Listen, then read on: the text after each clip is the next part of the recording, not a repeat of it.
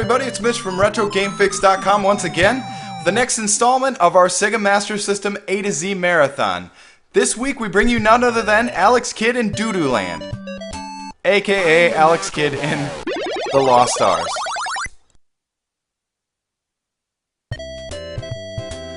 This game was originally released by Sega in arcades in 1986 and eventually ported to the Master System in 1988.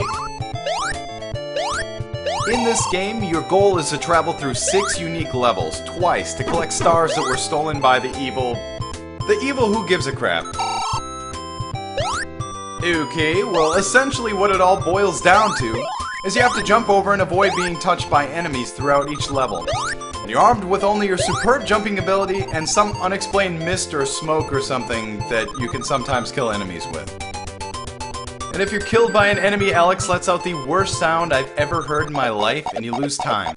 If you make it through each level without running out of time, you'll recover one of the stars from an object that's unique to each stage.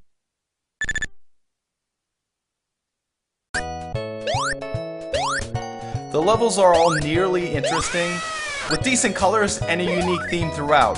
So basically, your enemies and obstacles in each level are unique to their own world. Parts of this game, in my opinion, are absolutely mind-numbing.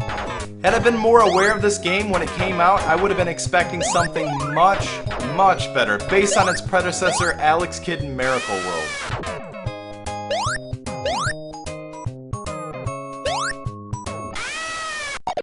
The only reason I kept this particular scene in is because we have the main character from Fantasy Zone. That's what that's supposed to be. One of the better games for the Master System.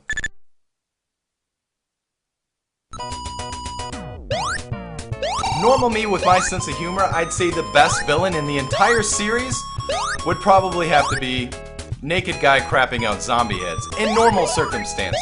Now if it wasn't so obvious, and if this game didn't suck so hard, I probably would have laughed at some point.